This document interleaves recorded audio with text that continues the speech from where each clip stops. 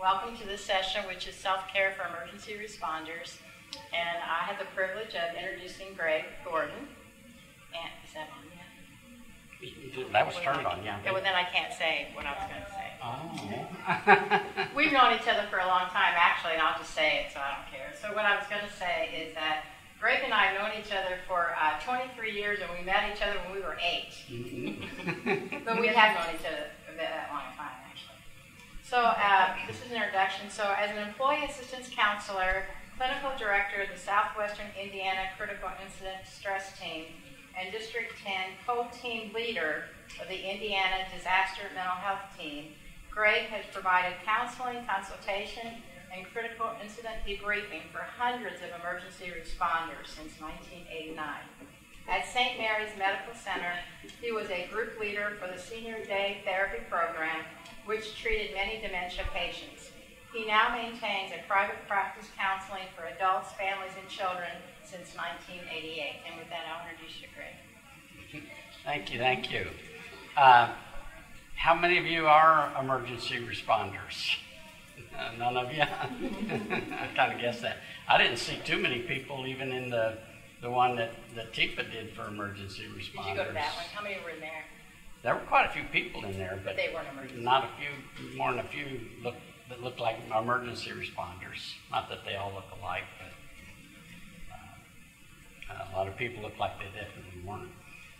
Put it that way. But what I'm sharing today is good for anybody. It's basically self-care, and that was kind of part of the message from Dan Buechner today. Is that's a big part of living a long life, is doing some of the things that we'll be talking about today in a little bit more detail. I do want to encourage all of you. Well, first, just what do you do? I know Carol is a licensed clinical social worker like myself. I work at the state hospital. Okay. That was my first job. I'm Robin Smith, and I'm faculty here. I teach nursing. My courses are mental health and well-being. Great. Awesome. Mental health, my part. You can introduce yourselves to the rest of us. Yeah, I'm Carol Hastings, and I'm a police designer.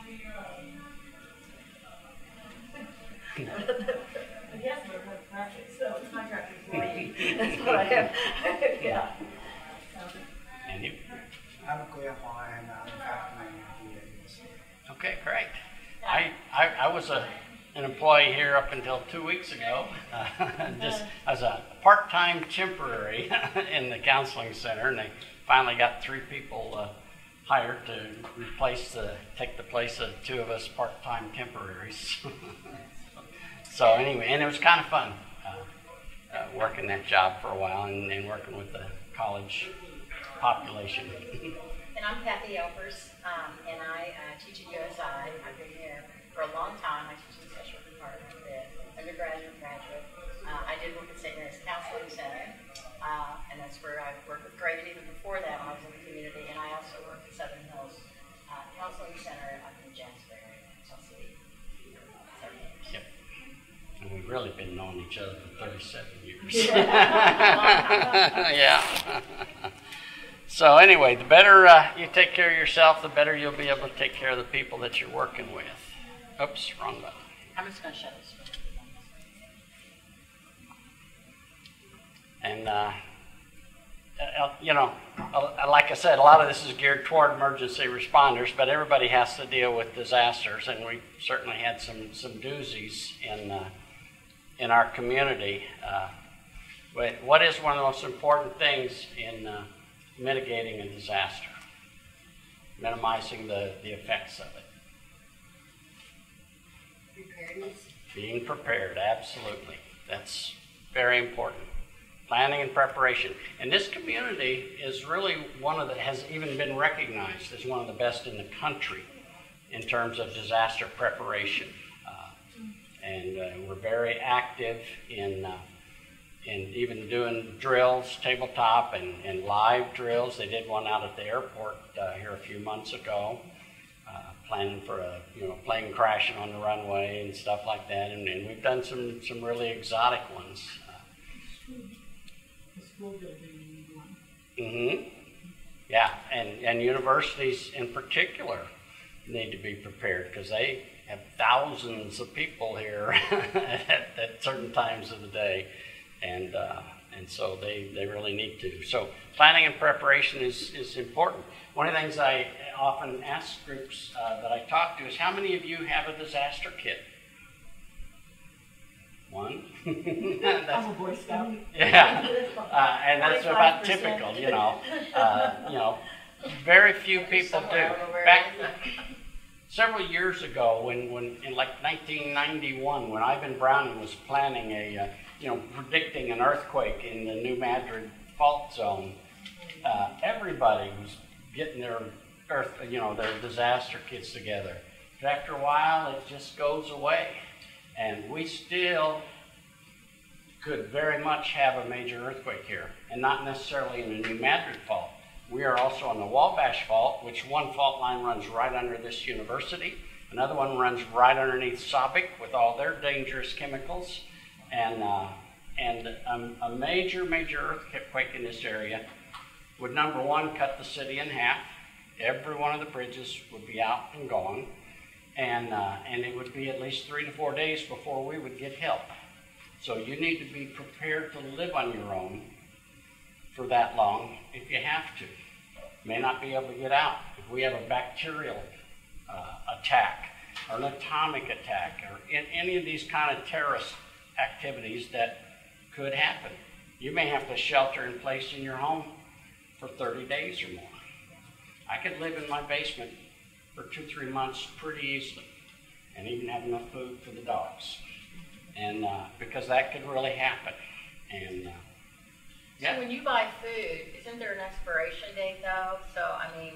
Yeah, but it's usually way past, and I didn't know if you've been. And it lives past the expiration date too, especially canned goods and stuff like that.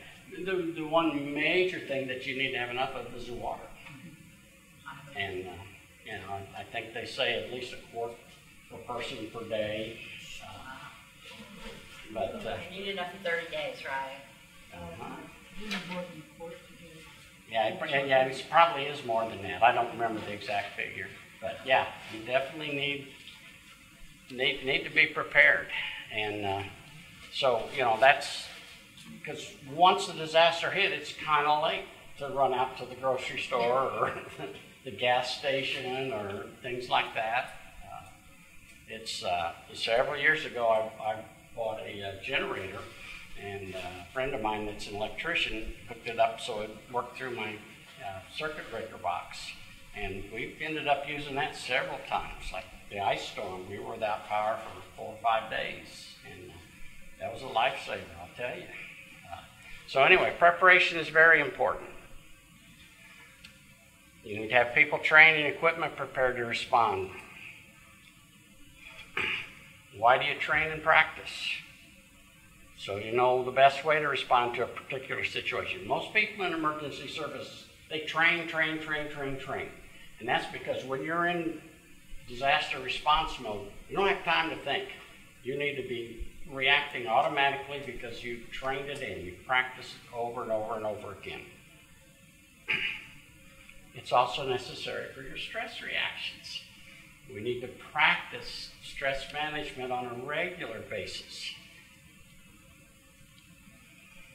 Symptoms of acute critical stress. And again, this is something we deal with a lot. One of the things that I've done since 1989 is work with emergency services on what they call critical incident stress debriefing. And anytime there's a major, overwhelming, stressful event, we gather them together, usually in a group, and help process that experience. And the whole purpose of that is to prevent acute critical stress from turning into post-traumatic stress. And so that's a very helpful intervention. Some of the cognitive changes that you'll see, and these are basically going to be true, most of them for garden variety stress too, that everybody has. And the more you know these, the better you can recognize them in yourself or in your coworkers if you see them going on. Memory loss or mental confusion. not the kind like in dementia, but it's more like the temporary. What am I supposed to do? Concentration or attention problems. Probably a lot of us suffer from that, just from having our brain too full of things to pay attention to. Disorientation of person, place, or time. That's pretty unusual. You got to be really overwhelmed for that. Changes in dreams is very, very common, especially when you've been through something traumatic. It plays itself out. Decreased problem-solving ability, which isn't always a good thing for somebody that's got an important job of responding, and trouble making decisions. All of these can happen during highly stressful times. Behavior changes, and these are the ones that are probably more observable to people. A lot of times I'll say, if somebody's not acting like themselves, that may be a sign that something is working on them. Changes in how they get along with others. People who get along well, and all of a sudden they're being grouchy or withdrawn. And withdrawal is another symptom. Again, and these apply to people that aren't normal with people. Some people are naturally withdrawn, so it wouldn't necessarily be a symptom. Unless they were withdrawn and then they started becoming active, right? Yeah. You know what I mean? Like all of a sudden they call our people out. Sick humor is pretty common in the medical field in general, and it's kind of a release and helpful up to a point, but when it really gets sick, somebody's going over the line and probably doesn't have, if you heard Keepa's thing, they don't have that safety mechanism that tells you don't say things like that. Suspiciousness and paranoia aren't real common. Eating habits, when people are stressed out, they'll either eat a lot or not eat at all. It seems they go to either extreme. And increased mood-altering substance intake. And that's a real common way that people deal with stress. Especially around here, the drinking is, that's my stress management, And especially when it increases, it could be a sign of things. Anger outbursts are, again, in people who aren't hotheads to begin with. And that's one that certainly calls attention to itself. Crying spells, again, for somebody who's not weepy normally, it can be a sign that there's something going on with them.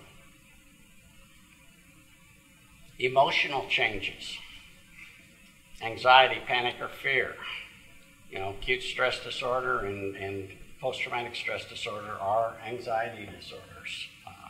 I've worked with trauma people since the early 80s when I was team leader at the Vet Center and working with fellow Vietnam vets. Anxiety can become overwhelming pretty easily. Depression, another symptom, numbness. Emotional numbing is one, particularly with people who've been traumatized a lot, either with chronic stress or they've dealt with it for a long time. When you're in combat, and we're seeing the same thing with Iraq and Afghanistan vets that we saw with Vietnam vets, and I'm convinced that the similarity is anywhere, anytime you knew you could get killed. You really weren't safe, 7 days, 24 hours a day, you could be killed. And you deal with that you don't walk around being scared all the time. You learn to turn it off. And when they don't turn it back on, when they're back in civilization, they're emotional zombies. They're the loved ones in their life, they can't get close to them, and they're just not normal. And so that becomes a real problem. It's a survival mechanism in a combat zone, but it doesn't work too good in real life. Anger at or about the event. I think we see that when we have big tornadoes or things like that. Why did God kill little kids? Things like that. And that's a natural feeling. And very common, especially for like natural disasters, that the event will reoccur.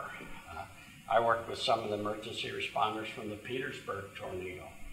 And for months and months and months after that, they and the people that lived in Petersburg, anytime the skies would get real green and hinky, they were nervous. They were upset.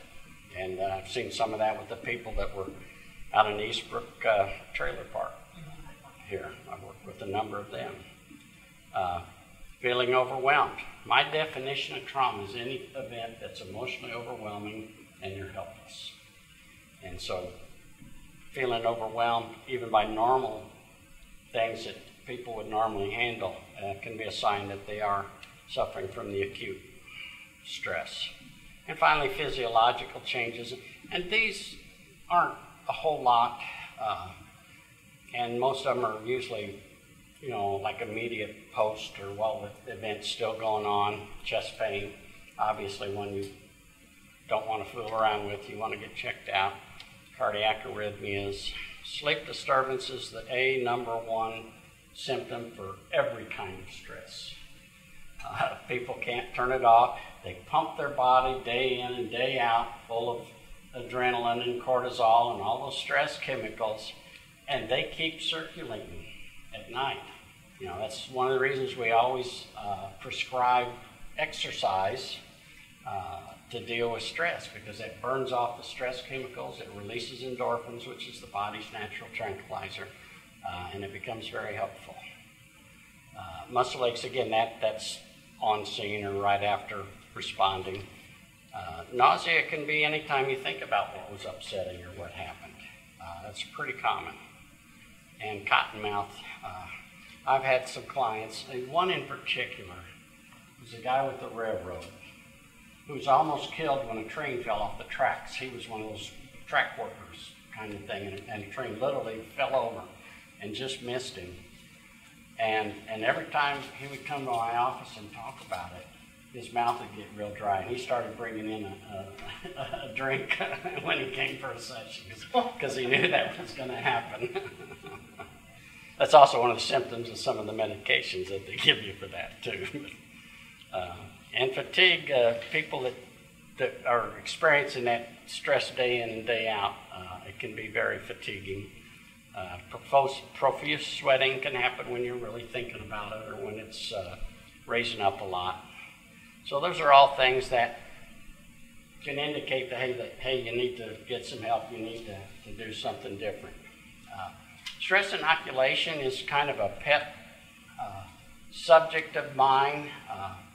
It's been around for quite a long time, and it was originally developed to teach people how to handle stress before they did debriefing for trauma from them, so you wouldn't overwhelm them.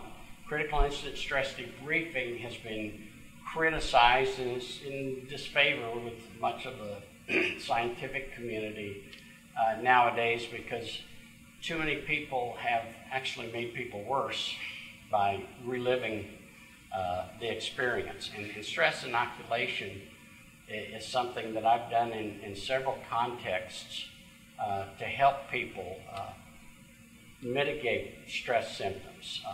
Several years ago, when I was on the state PTA board, I developed a program for test anxiety prevention.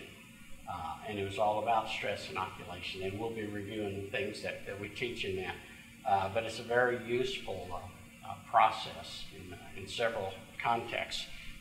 When we had the Disaster Resistant Community Corporation, I developed a stress inoculation program for disasters, and that was designed to teach the general public, and we taught it to thousands of people in the community how to handle their emotions in a disaster and how to help the kids handle them and some things like that.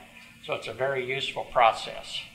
And basically, it starts out with just thinking about what you're doing. In fact, the one we did for disasters, Ron Rhodes made a video for us, and we showed 4 different disasters, and then asked people, how did watching that make you feel? And have you ever been involved in something like that, and how did that affect you and everything? So they kind of get the idea of what those emotions are. Then you do the skill acquisition and rehearsal, and then we'll go into that. Basic stress management skills, and then you work on applying them. And then how would you handle this sorts of stuff? The wellness tests, I don't think we have. It's supposed to be here. One of the things that I do talk about is, mind and body are not separate entities.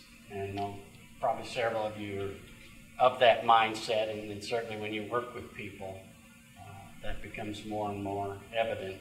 And it's something that's been a real big interest of mine in studying for a lot of years. And it goes both ways. Nourish the body, nourish the mind. They help each other out, and if one's not doing good, then the other is going to be affected. Good foods and mood foods, and again, this morning's talk definitely addressed some of that stuff. So it's good. And bad foods, I don't harp too much on bad foods with people, other than telling them to avoid aspartame and some of the poisons like that, or too much caffeine, things like that. But I really try to emphasize, that they work on getting their number of servings of healthy foods each day, and to not overdo the caffeine and stuff like that. I'm sure you both had clients that had anxiety disorders, and then when you find out they're drinking 6 big gulps of Mountain Dew every day, and you get them to stop, and guess what? They don't have an anxiety disorder at all. They have caffeine toxicity. Yeah. I'd be dead if I had what I think. Greg, can I ask you just a question? Sure, please. And anytime you have questions or comments or want to add your own stuff, please do.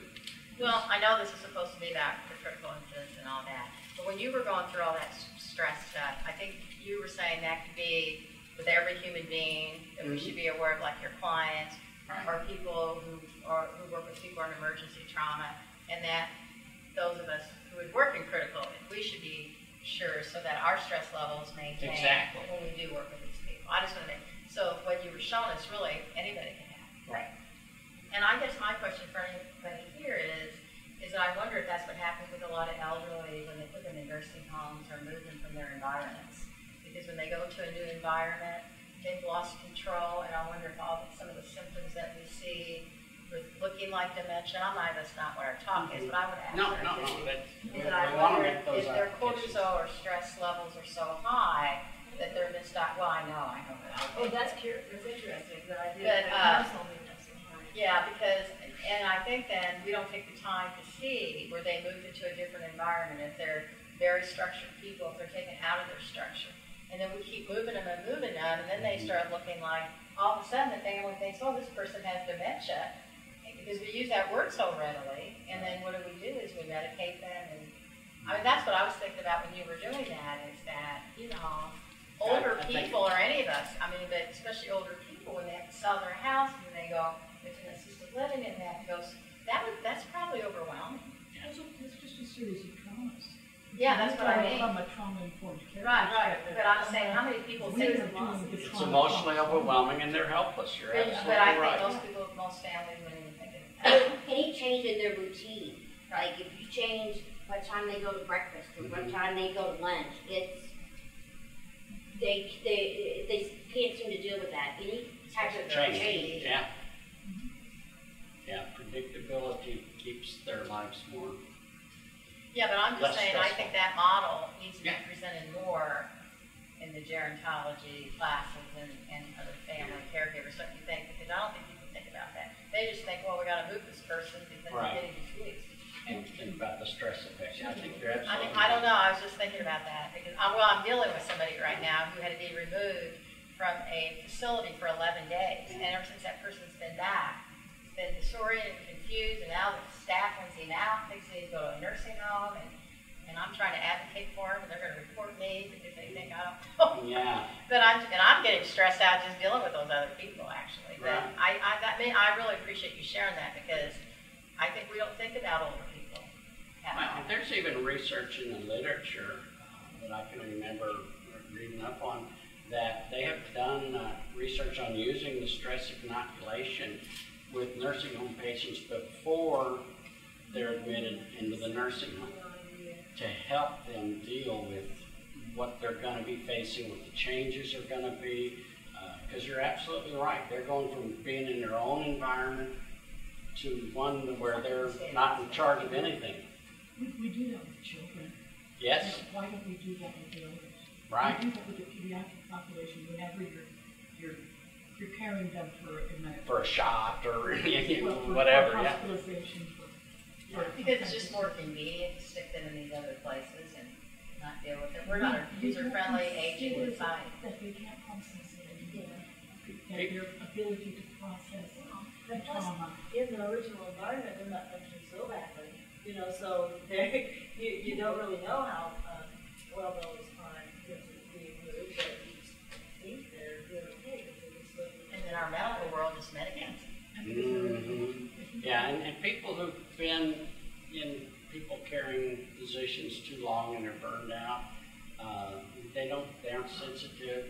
You know, it's not even people; they're just patients. They depersonalize, and I've seen, both my in-laws were in nursing homes before they died, and there are a lot of staff who are really just loving and caring and sensitive and just make over them and everything. And that's really important. But there's also nursing home people who, it's just a job. Yeah, I didn't open up the whole thing. No. That's what we're here to talk about. That's what this conference is all about. I appreciate it. This may be strange, but It's okay. We're all out. there's a phenomenon of, especially elderly people who get into a hospital, like acutely, and then become psychotic or Right. something Yeah, we like that psychotic. because of that environment. And it's And anxiety. that is just like amazing to me that happens, and also that I think if they're not there too long or they get some help, then they can pull it back together probably. But that's. No, that's 100% correct. And then the doctor did his Zyprexa or something because they think these people are. Right. Yeah. And then they get worse, and then they think, and then the family think, oh my God, my family member has dementia. What are we going to do? We can't let them go back home, and it sort of escalates. I read a book several years ago. I wish I could remember the name and the Oh, author. you must have I it. still got the book. Yeah, really. I'm old enough to be getting it, believe me. But it was a neurologist who took on a project of evaluating people in nursing homes. And he found out that over half of the people he evaluated were there because of the medications that they were on. Yeah. And when they took the medications off, a lot of them were able to Yeah, get because back out on their our own. medication sometimes used for behavior control. Oh, yeah. Sedated with too much of that, A Depakote lot of and all times one that stuff. medicine's used for the side effects of another medicine, and they just keep piling them on. And I've got older patients, and they'll bring their medication list in for me. And it's a whole page long, and it's just overwhelming. and those things have to be interacting and that kind of stuff. And not a lot of attention is paid to that. I think it's because everybody's always in a hurry. We're See a doctor for way 10 too in a minutes, hurry in our you know. society. Yeah. I've been intentionally, mindfully working on patients for several years now. But he looks at me, yeah. It's hard to be mindful. Yeah, it is. Aerobic exercise. You really need to do at least 30 minutes 4 times a week. And, there's so many benefits to that. And I kind of like what Dan Buettner I said do too. today. I like that better, yeah. Physical activity is even more valuable than exercise per se. I've got one of those steps, apps on my phone, and it's kind of neat when I can get it over 10,000 steps a day. The days I worked out here, I never did. Because I was chained to a and desk. what about young kids today? We were talking about that at lunch because they don't get out and exercise because they're so glued to games and Netflix and all that kind of stuff, and so they don't have a release for all that stuff. Way too much FaceTime with electronics. That's for sure. Electronics for exercise.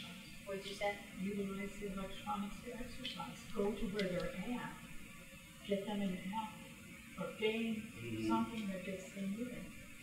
You can't. You're not going to tear them away from the electronics. Right. It's now in their DNA. Go to where they're at and change it there. And that's a challenge. But it's real. The Yeah. other one's not real. One that I don't have on here, but that is of particular interest to me, is being out in nature. And I'm a master gardener and a master naturalist. But I'm reading a book right now called Your Brain on Nature. And it's really all about the research that's been done all over the world, and a lot of it in Japan, on the physical and mental benefits of being in nature. You know, things like patients with gallbladder operations or something more than that. You know, if they had a hospital room like this, you know, they recover quicker with fewer side effects than people who have a window that looks out on a brick wall or something, you know. And 4 potted plants in a classroom, and the students do better than the students in a classroom with nothing. It's just Yeah, plants give off oxygen anyway.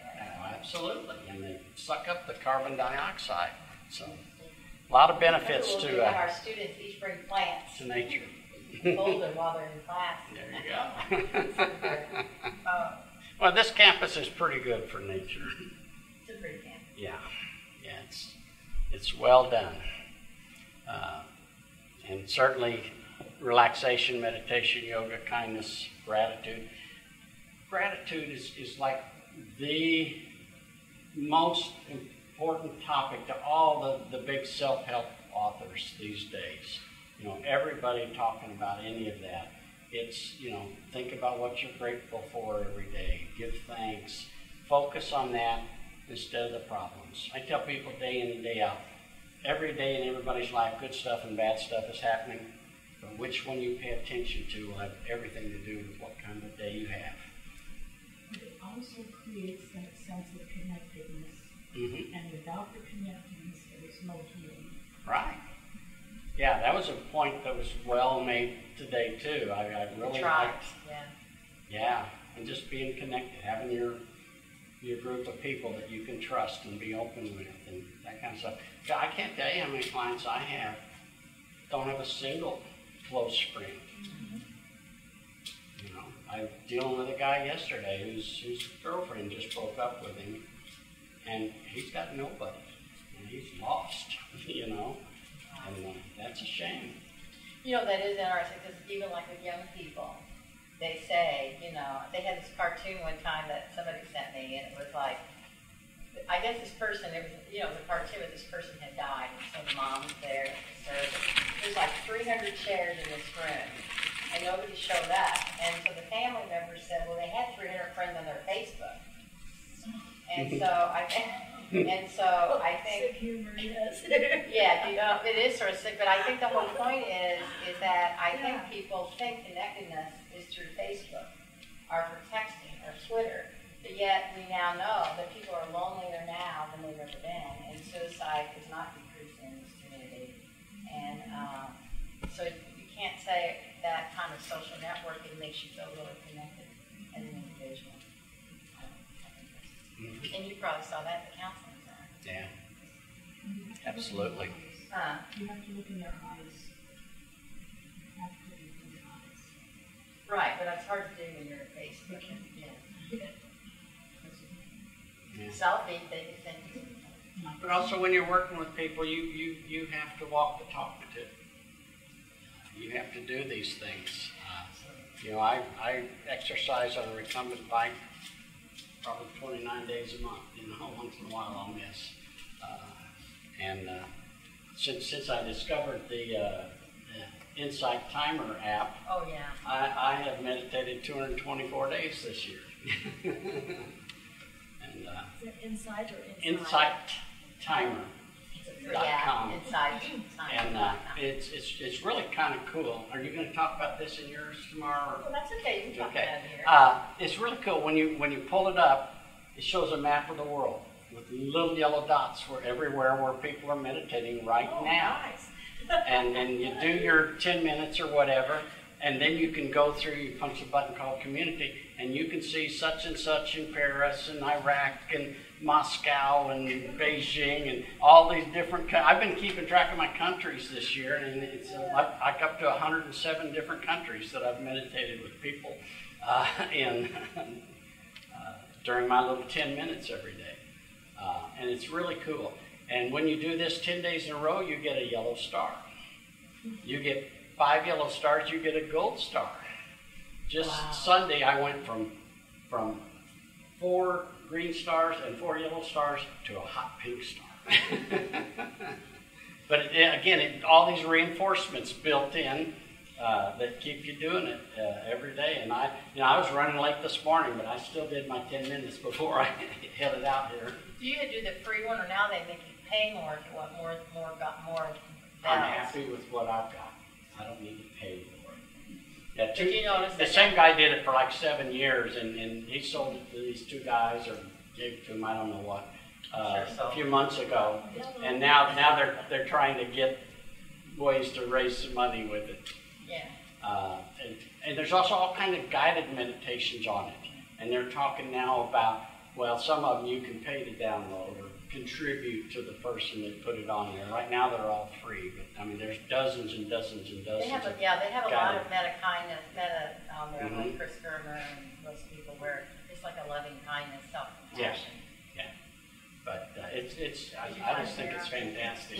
Yeah. I've taught meditation classes at St. Mary's and encourage it to people, but I've never been real regular with it myself. But now I am, and even 10 minutes a day makes a difference. It's 10 minutes that you're not multitasking, So, on trauma, I think meditation would be helpful for people who are dealing with trauma. Absolutely. Paul almost all. Mm-hmm. Yeah. I think I don't know, just in my experience, a little I know, in mindfulness meditation was my training, they did say that you have to be careful, because some people, when you meditate, then all the stuff's like your mud in your life gets stirred up. Yeah. So you have to be careful that they're ready to handle that mud. Right. Because if not, it could create for them. So like she said, you're journaling. If you journal and it brings up too much stuff, they may not be ready. But it's a great thing for trauma if they can handle it. Well, and they're probably better off doing the guided meditations where they're listening to somebody telling them how to relax and that kind of stuff, Well, so like their mind doesn't relaxation. wander quite so much. Yeah. But, so anyway, you want to make sure all of you are doing that. Mindfulness, John Kabat-Zinn, kind of the guru of using mindfulness for mental health treatment, says that mindfulness is paying attention on purpose. and the reality is, and I've said this to thousands of clients, is most of the world is cruising along on automatic pilot. They really aren't thinking about what they're doing when they're eating their breakfast or doing something with the kid or anything, driving. They're on automatic pilot, and the more you can be in the moment and paying attention, just the richer the whole thing is. So it really is important. And it's all about being aware of what's going on in our own body and mind. There it is, paying attention on purpose, in the present moment, without judgment. We judge ourselves a lot. And there's no need to. There's no need to whatsoever. I talk a lot about people being too quick to judge their experiences. So often something that we think is awful in the context of history turns out to be a really useful experience. And often use the example of myself. After 2 years in college, a semester and a half at Purdue and a year at U of E, at the end of my spring quarter, my last class, my last final, which was my first psychology class, interestingly, I went home and my draft notice was in the mail.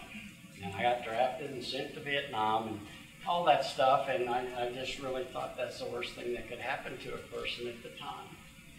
But when I got out, I finished 3 years of credits in 2 years, working 40 hours a week in a factory, and raised my GPA from 2.4 to 3.47. GI Bill paid for my last 2 years of undergraduate, my first 2 years of graduate school. Many years later, I got a job, being the head of a vet center, and just so many good things came out of what really seemed like the worst thing that could happen at the time. So we need to not be so quick to judge our experiences are good or bad. Most things aren't good or bad, they just are. And a lot of it's what we make of them. And that's kind of what we try to teach clients day in and day out. They create their own suffering. So benefits of mindfulness: greater control over habits, behavior, and automatic responses. And all this stuff has been thoroughly researched and proven and demonstrated. Improves resilience, and that's really an important thing for overcoming the twists and turns that life puts in our path. Decreases anxiety, chronic pain, depression, and hypertension, and we all work with people that are dealing with all that stuff. And it's restorative for the mind. And it's being versus doing. 3 secrets to successful stress management. How are we doing on time here? Oh, we got plenty of time. Got 15 minutes or At 10. 10? Okay. We're good. I have a little card that I pass out to people a lot of times that are my secrets to successful stress management. And it's 3 quotes from 3 people helpers. The first one is, your thoughts determine your feelings. And I like to give examples. Any of you all ever ride roller coasters? Do you enjoy riding roller coasters? And usually most groups, it's both ways. Well, if you go to Holiday World or Six Flags or somewhere, and you'll see people on the roller coaster, and the people in the front cars are hands up in the head going, whee, as they're going 100 miles an hour straight down and into a loop-de-loop. And people in the back cars, white-knuckled, hanging on for dear life, saying, when's this ride going to end? Well, for both those groups of people, it's the same roller coaster ride. And what's making it different is what they're thinking about. Some are saying this is fun, and some are saying this is scary. And it's kind of the way we approach life. You can either say it's one adventure after another, or you can say, oh, what kind of shit am I going to have to deal with today? And your thoughts are very important. Why that's really helpful to understand is if you don't like how you're feeling, what do you need to do? Change your thoughts, you change your feelings. That's the name of a book by Wayne Dyer. And there just really is a lot of truth to that. And that's kind of the essence of cognitive behavioral therapy is getting them to change their thoughts and their actions. So that's one. The next one is kind of related, and we always move in the direction of our dominant thoughts. What you dwell on is what you become. And it's become popular lately. It really is known as the law of attraction. Whatever you dwell upon is what you attract more of to yourself. If you think about what you want or you think about what you don't want, that's what you're going to get more of. Best example are poor people. What are they always talking about? How poor they are, how much money they don't have, about not being able to pay the light bill. Most Americans. Sick people, what are they always talking about? How ill they are. How bad they feel. Oh man, I'm stoved up today. So, again, you think about what you want, you attract that. You think about things that make you feel good, and you feel good. And that's just really an important thing for people to get. Okay? And if anybody wants to object with this, once in a while I have a group that says, "Oh, I don't believe that," or, you know, and I love debating that. I can turn almost anything into a positive. Even bad things when they happen, you know, what am I supposed to be learning from this one, God? You know, and the truth is, a lot of our lessons are from our worst experiences. So, and overcoming them makes us stronger. And that's something I really emphasize to traumatized people that I work with. You know, it can either beat you or it can make you stronger. And the world's full of examples of the latter. I love this one. All of your pain and suffering comes from your resistance to what is. What is. What is what we call reality. And you can wish you had more money or had a better job or all this other kind of stuff, but reality is what's in front of you and what you need to deal with successfully. And the irony is, the more you resist it, the more you're stuck to it. Once you accept what is, then changes can begin to occur. And so, again, and a lot of the people that we see, they are suffering from not being able to accept whatever has happened, be it tragic or something, you know, they wish didn't happen. You know, some of the traumas of some of the students, you know, that I dealt with out here. You know, one of the intake questionnaire asks, you know, have you ever suffered a trauma?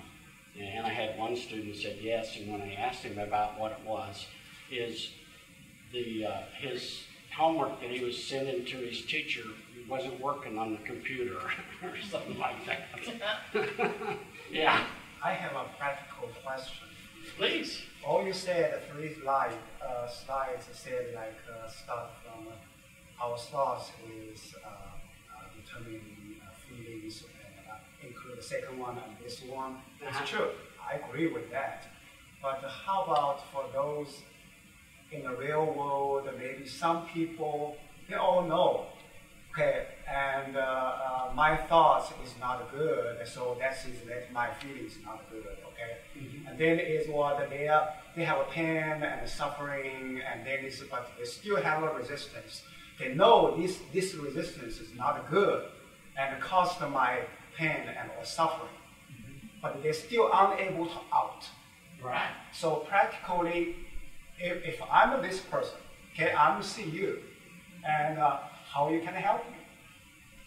They all know, they know that. They know this, my thought is not good, okay? Mm-hmm. It's wrong, okay? I should change, okay? And, but they still, practically, they're unable to out of this type of situation. Well, how you can do that? First of all, you have to change that belief that you're unable to change. And no, they actually want to talk about that, they know that. Right.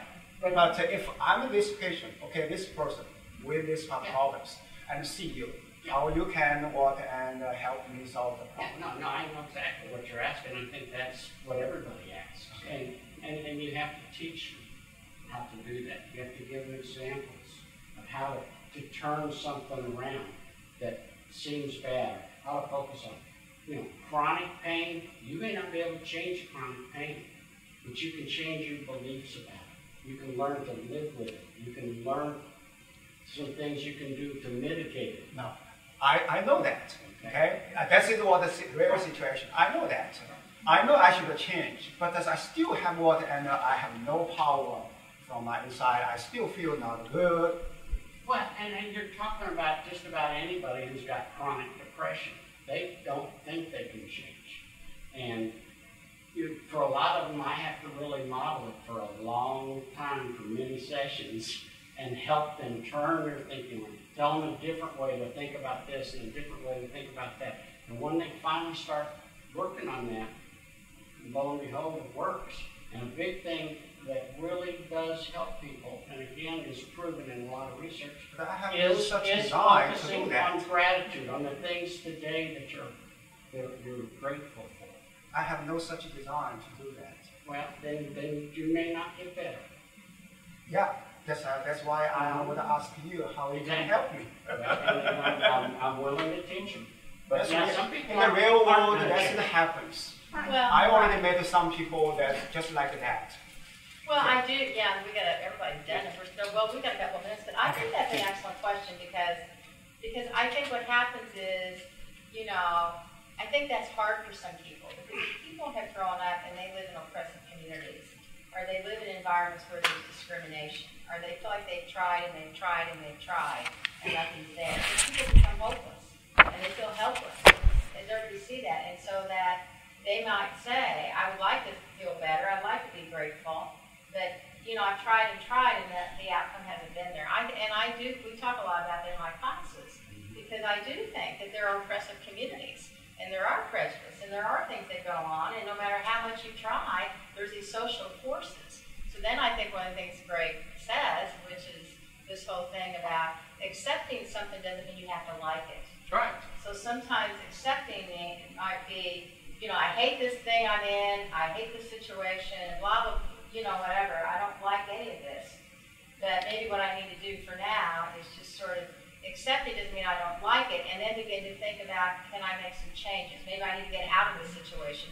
Or it could be that you might be so clinically depressed, there could be something physiologically going on, and I'm not a medication person either, but maybe somebody needs something to help their serotonin level so they can start changing their thoughts. A lady named Pat Love that does, I think she's ready to stay. marriage seminar says, Start with just little changes and prove, and they prove to themselves that they can change a small thing and build on their success. Right, I believe that. I know that. But he's saying that Just like that, okay, right now, I'm a patient, okay? I'm a person that, I know that. But I don't think I should do that. That will be good for me. Oh, I think that there are possibly more than one road to this road. I think that Are you there's. happy with where you're at right now? No, I'm not happy. What would you like to change about where I don't know. you're at? That's where you have to help them. he's That's talking the real about situation. a lot of our Some people clients. don't- Right? Use motivation. it takes energy. We have a sign on our unit, Energy. it says, Yeah. if you don't Change, like and how some things people are, gonna change do them, that. you And are maybe not a what we tree. could do for now is You're just not stuck I mean, there. there are days I don't You have can momentum, and I change. just think it's You can the make way it is, things and I'm just better. gonna take one day at a time, so I get my energy. Sometimes they want to work with you to make things better, and sometimes Over and over and over. They were just like telling people to say, you've got to get them to contemplate before they're thinking about it. If they're pre-contemplating, they would start using those motivational interviews. Oh, thank you. Thank you. Where are they at, where do they Yeah, want to be? well, I've heard your name so much Where do you that want I to would be? think like, no, Where do you not want at to all. be at? No, people who've seen you being poor or They are the ones who have to make familiar that with you, decision. stuff. And if they're not willing to make that decision, So I think you can't do it for them. Yeah. I was really. They have to be in that mindset. But how about those people, they just Hard, resist, yeah. I push always them out to think about dinner that, we sometimes. just, They oh, draw I know if I could find it. Yeah. you can't change and just, this is your life. No. Okay, we need still to care, wrap up. right? We We still care, care. but we can't fix. We're, Yeah. we're over our I time. know that. Yeah, and I got